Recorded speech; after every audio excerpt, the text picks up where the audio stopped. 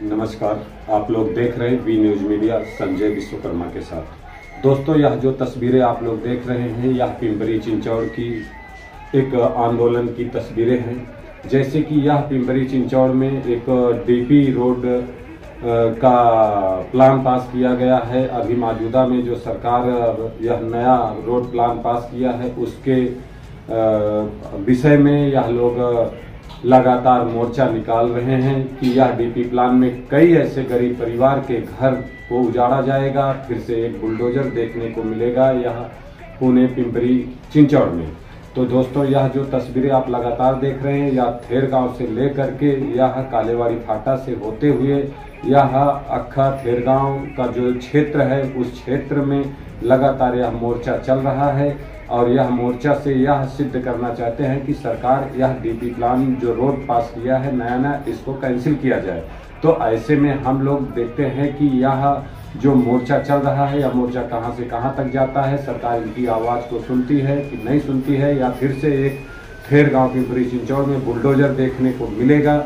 ऐसे में लगातार आप लोग बने रहिए, वी न्यूज मीडिया में आप लोगों को हम दिखाते रहेंगे लगातार जो यहाँ की समस्याएं हैं, जो चर्चाएं हैं, लगातार स्क्रीन पर आप लोगों को हम दिखा रहे हैं कि यह खेरगांव 16 नंबर बस स्टॉप से यह निकाला गया है मोर्चा। और ऐसे लगातार यह मोर्चा चल रहा है बारने कॉर्नर पर, और उसके बाद में यहाँ से निकालकर तापकीर चौक से होते हुए यह जो खेरगांव साड़ा है स्कूल है वहाँ पर यह मोर्चा में काफ़ी यहाँ के लोकल नेता लोग भी सम्मिलित हुए हैं। क्या यह लोग सिर्फ राजनीति के लिए यह मोर्चा निकाल रहे हैं या वास्तव में यहाँ की सरकार सुनेगी, इस पर विचार करेगी, इसके बारे में पूरी जानकारी आप लोगों को वी न्यूज मीडिया के माध्यम से लगातार बने रहिए, देखते रहिए, देता रहूंगा। तब तक के लिए धन्यवाद। जय हिंद, जय भारत, जय संविधान।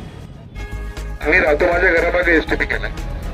आपण सांगितलं होतं की पूर्ण ग्रीन आहे, तुम्ही एसटीपीने तुम्ही तिथं नदीचं वॉकिंग एरिया तोडलाय आणि पुढे पूर्ण ब्लू लाईन आहे, त्या ठिकाणी एखादा डीपी टाका, तिथं लोकांना जायला जागा नाही, तिथे एसटीपी घ्या।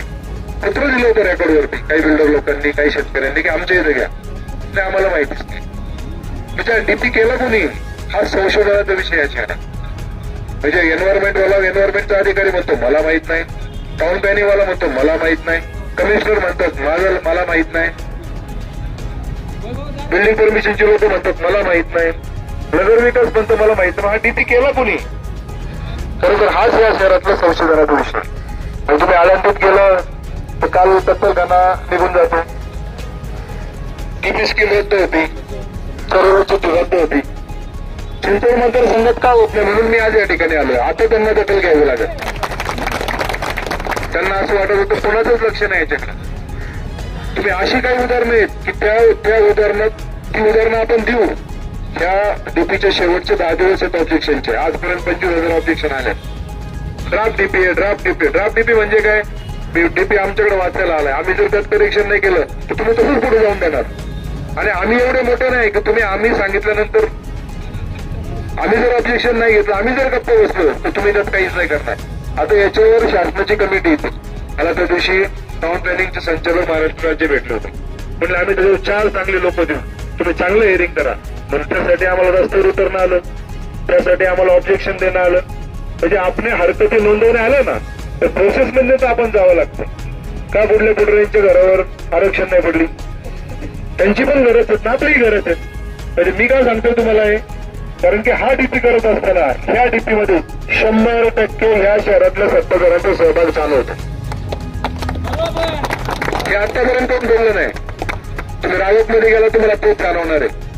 तुम्हाला मी पिंपरीवर उपयोगानं माझे नगरसेवकाचं उदाहरण देतो जे आपल्या बरोबर होतं। पट्टी आहे, एका बाजूला त्यांचं हॉटेल, एका बाजूला त्यांचं घर आहे। घराची जागा सोडली, हॉटेलची जागा सोडली, मधल्या जागेवर बॅडमिंटनचा हॉल टाकला। त्या कोण पेपरनी बाईची नेमली, तुला काय अनुभव होतं मला माहित नाही, तुला तर माहित नाही ही जागा कोणाची, तर तिला माहिती होतं। म्हणजे या शहरात जे केलं गेलं हे जाणीवपूर्वक केलं गेलंय। आणि ह्याला जर आणून पाडायचं असेल तर आपल्या सर्वांना येणाऱ्या पुढच्या काळात रस्त्यावरच उतरायचंय। आज खेरगाव उतरलंय, कुठे बिजली नगर पालेकरवाडी उतराल, काळेवाडी उतराल, राटणी उतराल। परवा तुम्ही पाहिलं असेल चिखलीवाले उतरले, त्यांचं कॅन्सल केलं. आज संपूर्ण महाराष्ट्र पालिकेच्या त्याच्यावर कत्तलखान्याचा विषय झाला, काच कॅन्सल केला.